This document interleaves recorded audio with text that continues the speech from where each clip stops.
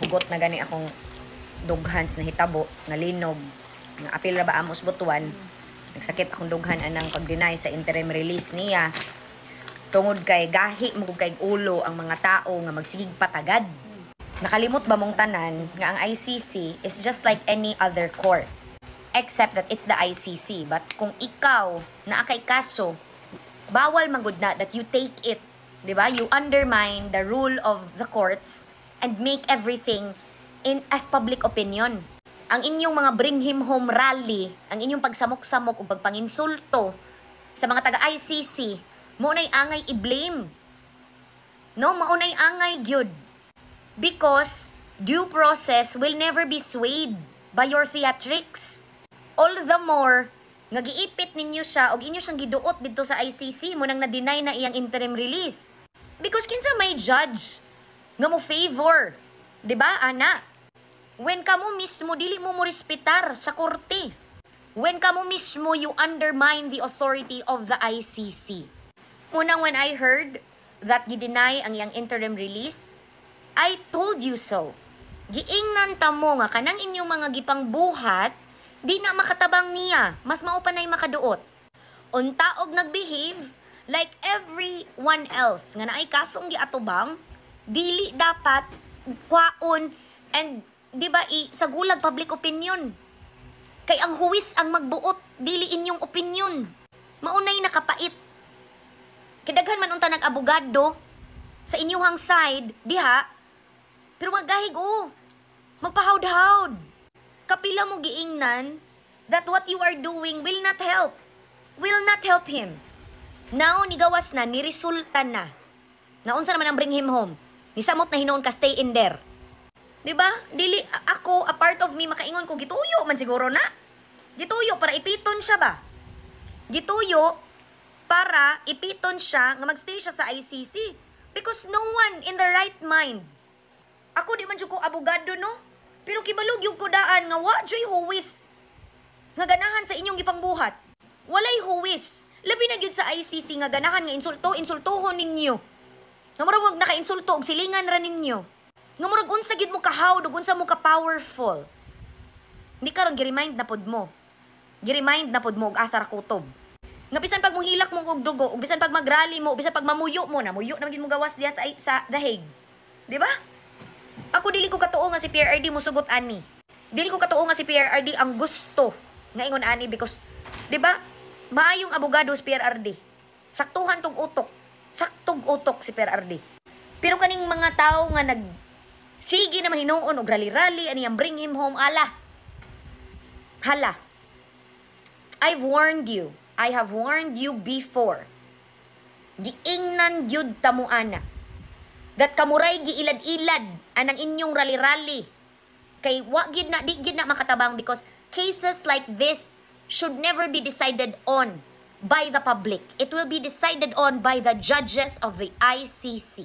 And the sooner that you accept that you should not undermine the power of the judge in this case or judges in this case, the sooner you will realize that the best way to save PRRD and to wish for him to come home safely is to respect that this case will run as it should. Dili apil-apilan o drama-rama nga mura na lang yun og teleserye nga dili man unta. Mga soko na sad mo, prangkahay lang ta. Kay sa inyong kahawd-hawd, unsa naman? Sa inyong magsig pamakak, nga o sige, kani nga si Mana mo, uli na si PRRD, uli bagod. Uli sa inyong mata. Muuli ra si PRRD kung mahuman ni nga kaso.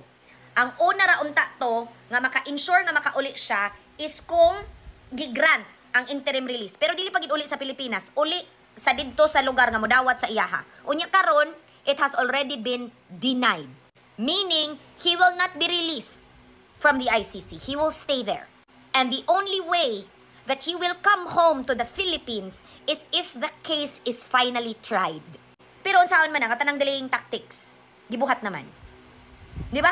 Tanang delaying tactics. Musulti, on one hand ang mga anak, nga okay ra siya.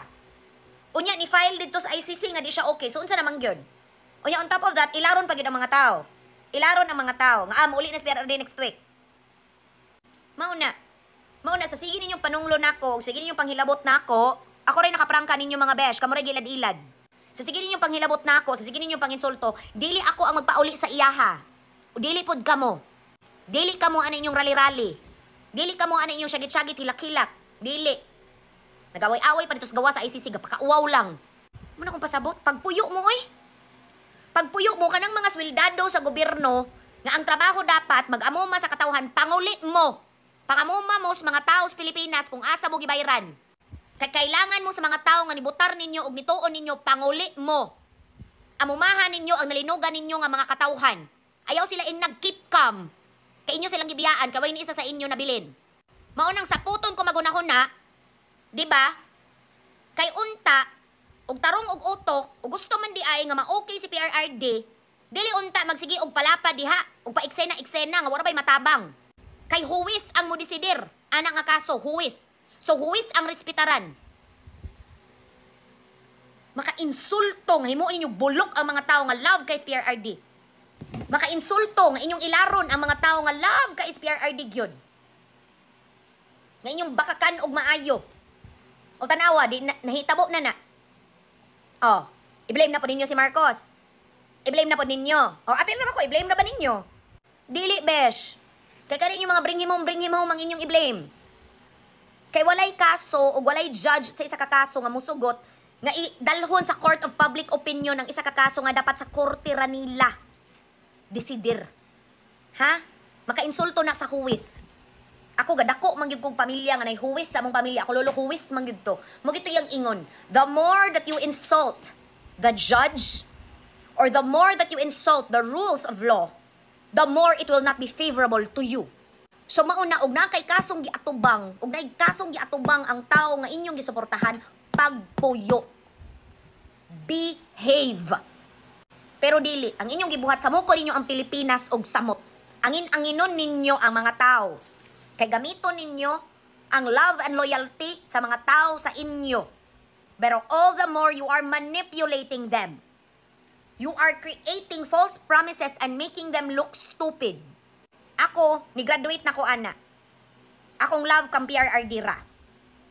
And mo nang ganina, pagawas gyud sa news nga gi-decline ang iyahang or gi-deny ang iyahang request for interim release, I expected it because I warned you against it. I told you so. Even ang prosecution nga attorney, nga inyong insulto-insulto ng itsura, giwarningan mo sa inyong binuhatan. Kamo ang nagpaduot kang PRRD og samot. I don't know if tinuyo kay para gamiton gyud siya. I don't know what the intentions are. Pero sakitan ko. Og mga suko mo na, but suko pug ko. Suko ko nga imbis tabangan siya, mas naduot na hinuon siya sa mga tao nga nagpakaroon ingnon nga super mega supporter pero walay gibuhat para actual nga matabangan siya. Because kung bright man kaha mo og hawd man kaha mo, you would know what best to do with cases like this, and it is to shut up and behave. Not to use it for political gain. Not to use it for political gain. Because walay nakabinipisyo anang inyong drama kung dili kamura. Walay labot si PRRD na duot pa siya and he does not deserve it. Ayun mga kababayan, ganun din po yung palagi kong sinasabi sa inyo na kung sino man po ang may kasalanan kung bakit nakakulong si Duterte at kung sino man po ang may kasalanan kung bakit hindi na approve ang interim release ni Duterte, mga DDS po ang may kasalanan. Si Sara Duterte, mga DDS, at saka yung iba pa niyang anak, at saka yung mga senators, mga kaalyado ni Duterte sa Senado.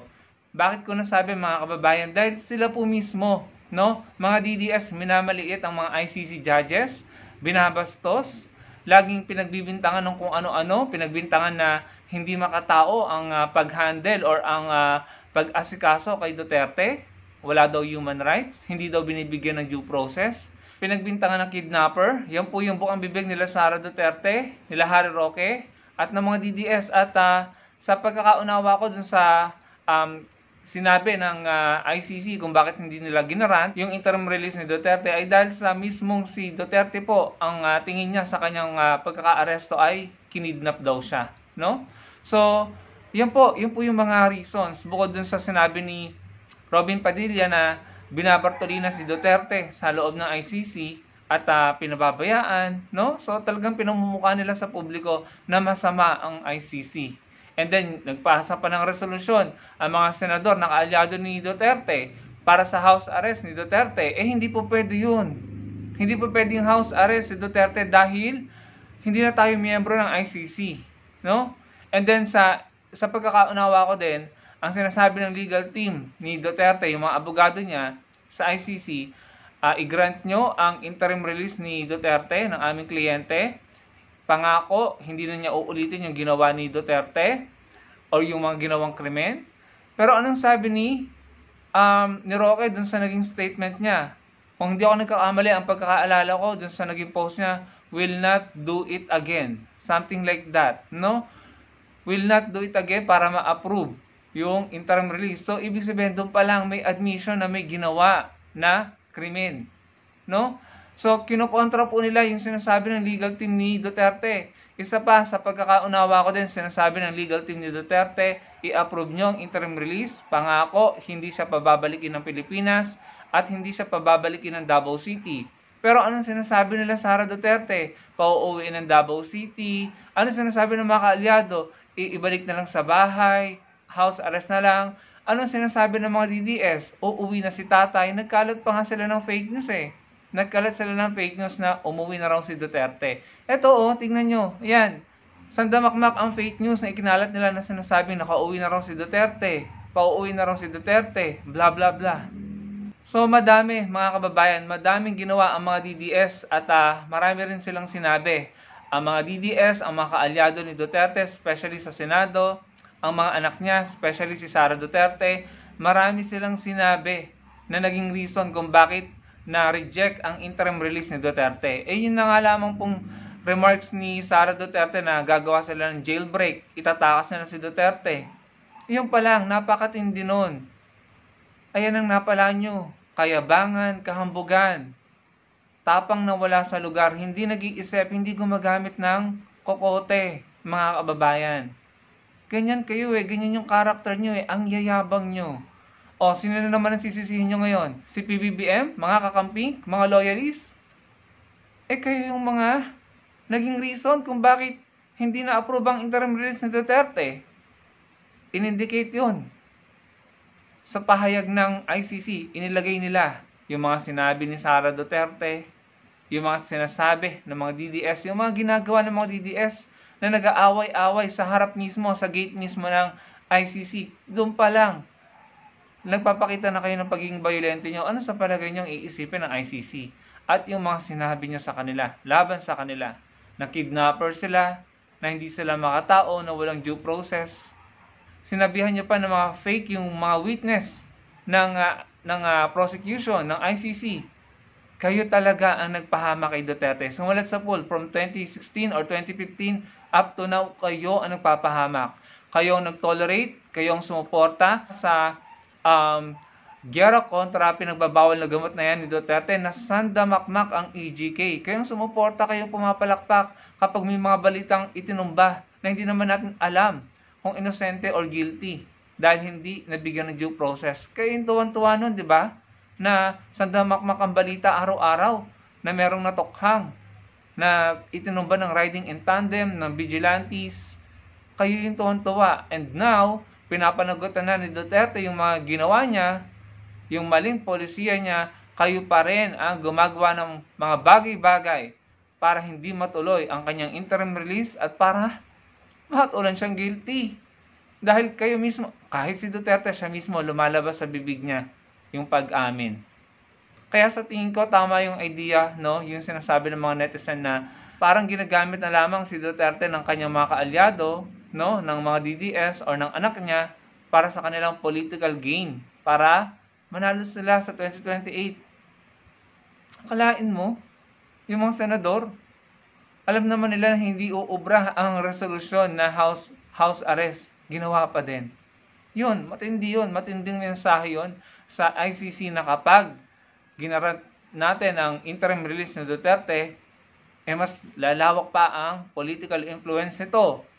At baka malagot ang mga biktima at mga witness, no?